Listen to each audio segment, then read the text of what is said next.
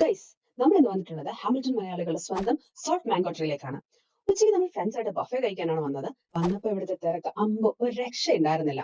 എങ്കിലും അപ്പവും താറാവും ചോറും മീൻ മാങ്ങക്കറിയും പിന്നെ പാലട പായസം ഒക്കെ കൂട്ടി ഒരു അടിപൊളി ഊണ് നമ്മൾ കഴിച്ചു.